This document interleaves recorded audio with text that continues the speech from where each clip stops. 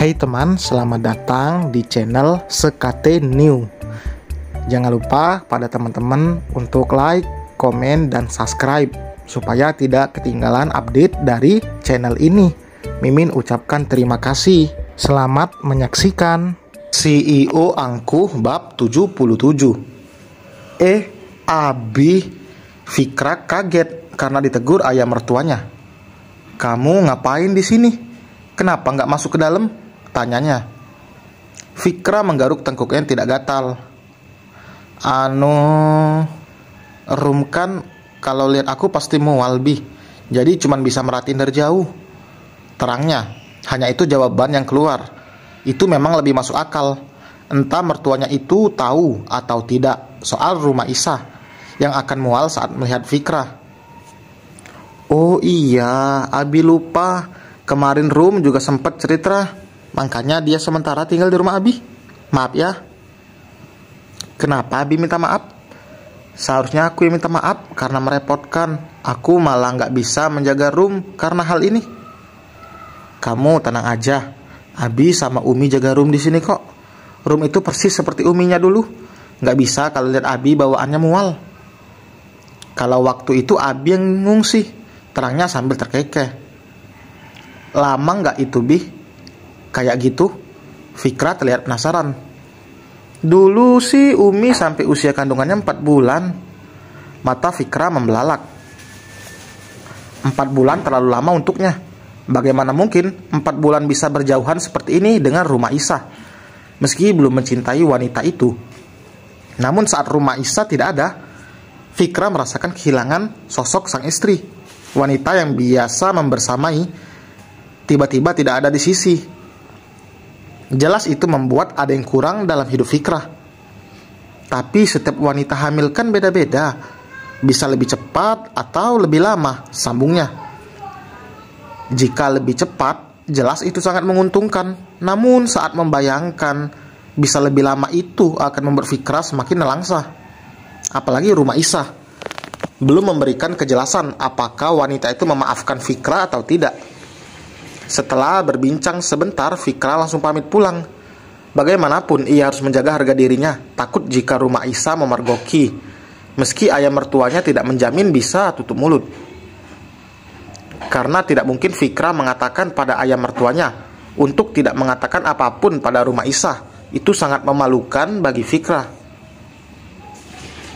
"Tumben jalan-jalannya lama Bi?" tanya rumah Isa pada sang ayah yang baru saja pulang. "Abi tadi ketemu Fikra di depan." Rumah Isa yang sedang makan asinan itu langsung tersedak. "Pelan-pelan nak." Lelaki parubaya itu menyodorkan gelas pada rumah Isa. Wanita itu kaget karena tidak menyangka jika Fikra akan datang, meski hanya sampai dekat rumah saja. Selama beberapa bulan menikah, rumah Isa sedikit banyak tahu soal suaminya seperti apa. Karakter Fikra yang memiliki gengsi yang sangat tinggi. Rumah Isa ingin tahu seperti apa perjuangan suaminya itu untuk mendapatkan maaf darinya. Bagaimanapun, apa yang dilakukan Fikra bagi rumah Isa itu keterlaluan. Apalagi ia tahu sendiri, saat mereka sudah menikah, Fikra masih mencintai wanita lain. Wanita mana yang tidak sakit hati jika suaminya mencintai wanita lain? "Enggak Abi suruh masuk?" tanya rumah Isa hati-hati. "Enggak, cuman ngobrol sebentar di depan. Kamu kan bawaannya masih mual kalau lihat suami kamu. Jadi ya dia juga harus bisa tahanlah, sama kayak Abi dulu," terangnya. "Itu beneran Mas Fikra kan?" Rumah Isa hanya takut jika sang ayah salah mengenali. Karena rumah Isa saja sulit membedakan jika bukan dari cara berbicara dan juga dari reaksi tubuhnya. Padahal keduanya kembar identik. Tapi anehnya, hanya saat melihat Fikra, rumah Isa merasakan mual. "Iya Fikra, tadi Abi panggil kok. Kalau bukan Fikra dipanggil pasti nggak bakal ngerespon." "Abi lupa kalau Mas Fikra itu punya kembaran." "Enggak, Abi tahu kok. Abi sempet papasan sama Piren di gerbang komplek tadi." Rumah Isa bernapas lega. Ia hanya takut ada pemikiran yang buruk dari ayahnya jika tahu Piren yang datang membawakan asinan sedangkan Fikra sendiri ada di rumah dan tidak memiliki kesibukan apapun. Begini susahnya jika sedang memiliki masalah. Sebenarnya Rumah Isa bukan wanita yang suka menyelesaikan masalah seperti ini. Ia lebih suka membicarakan semuanya secara baik-baik daripada saling menghindari seperti ini. Tapi setelah diberikan pengertian oleh Mami Safa, akhirnya Rumah Isa pun menurut. Jika hanya diberikan nasihat, bisa saja Fikrah hanya mendengar hari itu saja dan besoknya berulah lagi. Mami Safa tahu betul bagaimana putranya itu. Jadi memang inilah pilihan yang terbaik. Soal waktu sampai kapan akan seperti ini semua tergantung Fikrah. Apalagi lelaki itu sudah menyesali dan berniat berubah atau tidak. Karena karakter seseorang memang sulit diubah, tapi setidaknya bisa diperbaiki. Mami Safa dan Papa Rafael hanya tidak ingin jika Fikrah mengulangi hal yang sama lagi. Apalagi mengingat kondisi Rumah Isa yang tengah hamil. Kesehatan fisik dan juga mental wanita hamil itu harus benar-benar dijaga agar kondisi ibu dan bayi juga sehat. Kalau ada Mas Fikrah datang ke rumah, jangan disuruh masuk, Bi. Bukan cuma lihat mukanya, cium bau parfumnya aja aku nggak bisa. Rumah Isa menyatakan fakta yang ada. Ia juga memang belum mau bertemu dengan Fikrah. Rumah Isa butuh waktu sendiri dulu saat ini. Baginya sendiri lebih nyaman daripada harus bersama Fikrah. Dan yang terbayang adalah luka yang telah digoreskan oleh lelaki itu. Iya, Abi juga ngerti kok. Makasih, Bi. Rumah Isa melemparkan senyum pada sang ayah. Fikrah sangat beruntung karena Rumah Isa tidak langsung menodong lelaki itu untuk menjatuhkan talak. Meski bisa saja Rumah Isa mengajukan perceraian ke pengadilan. Ia berpikir panjang meski tidak bisa dipungkiri jika hatinya memang sakit. Namun banyak yang harus dipertimbangkan jika akan mengambil pilihan, baik itu tetap bersama atau berpisah. Sore harinya, Rumah Isa pergi jalan-jalan ke taman komplek. Semenjak kembali ke rumah orang tuanya, memang itu yang sering dilakukannya di sore hari. Karena dilarang untuk melakukan pekerjaan rumah membuat Rumah Isa bosan dan memilih untuk jalan-jalan. Jadwalnya biasa pagi dan sore, atau lebih tepatnya saat ia sedang mood saja. Ia pergi seorang diri karena taman komplek tidak jauh dari rumahnya.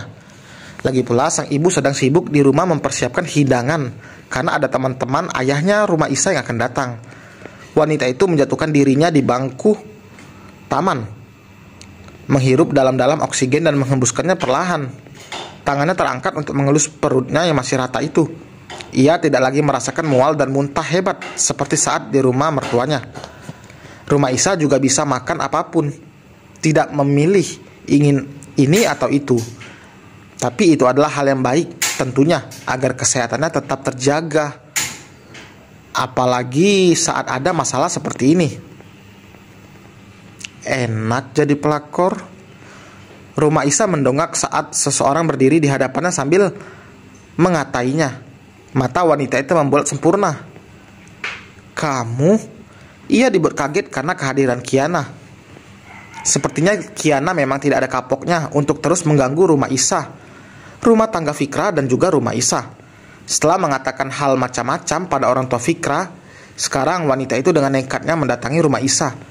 Ia juga sepertinya tahu banyak informasi sehingga bisa menemui Rumah Isa semudah ini. Puas lo, udah hancurin hidup gue, hancurin rencana masa depan gue sama Fikrah, serunya dengan nada tinggi. Rumah Isa sontak berdiri. Maaf, tapi apa yang kamu tuduhkan pada saya itu tidak berdasar. Bagaimana mungkin kamu menuduh saya sebagai pelakor saat saya tidak tahu kamu siapa? Kiana tersenyum sinis. Pura-pura bego ya lo. Lo pasti udah tahu kalau gue dan Fikrah itu saling mencintai. Lo cuma dijadikan pelampiasan karena saat itu gue sama Fikrah belum bisa bersama. Sesak memenuhi rongga dada Rumah Isa saat Kiana mengatakan jika Rumah Isa hanya dijadikan pelampiasan. Meskipun itu memang fakta, tapi saat diucapkan rasanya begitu menyakitkan bagi Rumah Isa. Sepertinya itu bukan urusan kamu. Hubungan kamu sama Mas Fikrah sudah berakhir sebelum saya dan Mas Fikrah menikah. Jadi kamu jangan sembarangan menyebut saya pelakor, ujar Rumah Isa penuh penekanan. Namun ia masih bisa terlihat tenang.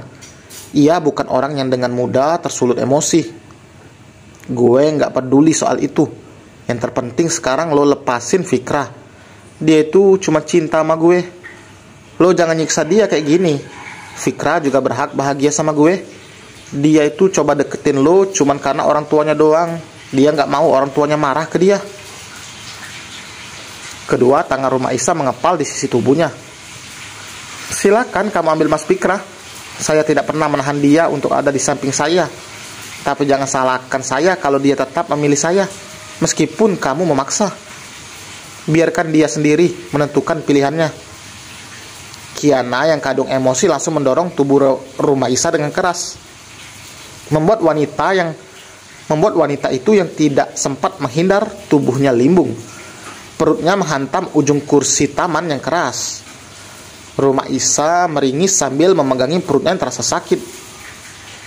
Lebay lo, mati sekalian sana, sunggut Kiana, lalu pergi meninggalkan Rumaisa yang bersimpu di rerumputan, menahan sakit yang kini mulai menjalar ke seluruh perutnya. Sakit. Dan selesai teman. Terima kasih telah mendengarkan. Terima kasih telah menunggu. Happy weekend. Jangan lupa like, komen, dan subscribe. Sampai berjumpa di bab berikutnya.